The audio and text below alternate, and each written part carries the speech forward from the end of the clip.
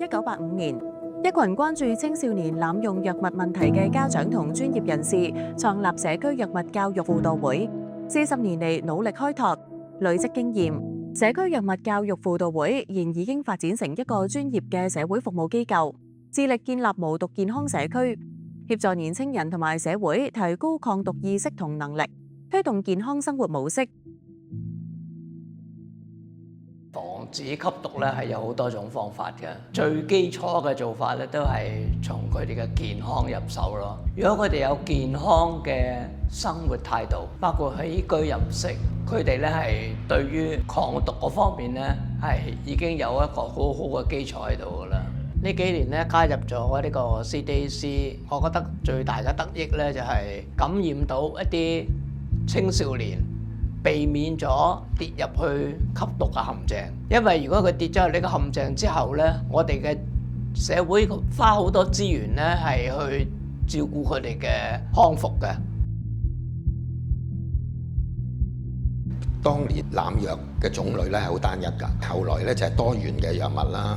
仲有就係又催年輕化啦，吸毒嘅人。咁所以咧嗰陣時咧，我哋針對年青人啦，濫用精神科藥物嗰啲多啲嘅。咁啊，再落一個階段咧，其實因為我哋亦都睇到本地化嘅需要，由一啲非華語嘅年青人咧，其實去到本地嘅年青人都多咗好多吸毒。其實嗰陣時我哋係第一個華人嘅主席啦喺 CDAC。咁下一個階段咧，其實我哋就發展到就係唔止係處理嘅吸毒，仲要係教育佢哋一個健康生活啊嘛。咁去到最近呢10年咧，其實我哋就整體嘅健康教育做咗啦，但係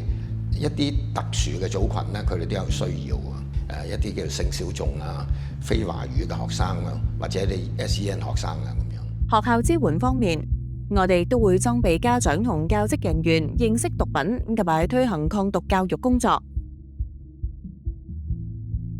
CDAC 積極發展專業培訓及研究倡導，成立業界學習同交流平台，透過研究掌握社會需要，提出建議。CDAC 非常着重同藝術工作者、醫護人員以及律師等跨專業合作，推動抗毒同埋健康社區網絡嘅發展。透過作品咧去講翻自己歷程啦，當中嘅感受啦，有時候都見到佢哋即係過往都從來冇試過嘅，佢哋話嗰份嘅心情其實係好開心。健康校園計劃校園測檢部分加入由護士提供健康檢查，讓同學了解自己嘅健康。大部分同學仔都係覺得幾得意嘅，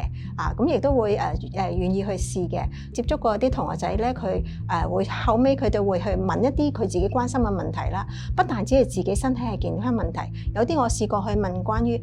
我點樣可以幫爸爸戒煙啊。作為護士，我自己會覺得健康教育係走唔到嘅。喺抗毒教育上，法律專業人員亦係我哋一直以嚟非常重要嘅合作夥伴，提供正確法律知識，拆解唔同嘅法律謬誤。職業過程中咧，都接觸咗好多即係啲涉及危險藥物嘅一啲案件啦。咁其實咧嗰個情況都係比較即係令人同情嘅。好多時候咧嗰個最後俾人控告嘅嗰個販運危險藥物嗰個人士咧，其實都唔係嗰個幕後主腦，佢都係咧俾人利用咗。即係防患於未然係更加重要咯。如果可以一開始就令到即係年輕人咧係知道，即係危險藥物呢啲咁嘅工種咧，好危險㗎。你幫人咁帶貨可能俾人利用去咧帶危險藥物㗎。從開始根本係去防治咧，我覺得先至係最重要，先至可以防止即係更加多嘅啲悲劇係發生咯。對於社工接受法律方面嘅培訓咧，我覺得佢哋會知多好多。其實法律以至成個社會可能想帶出一個乜嘢嘅訊息俾年輕人。點解年輕唔可以係一個求情嘅理由？40年嚟，社區藥物教育輔導會服務咗275萬人次，提供咗19850場服務及活動。我哋希望揾多啲社區資源啦，由學校走入社區，做多啲健康生活教育。我哋都希望咧能夠我哋嘅社區更加健康。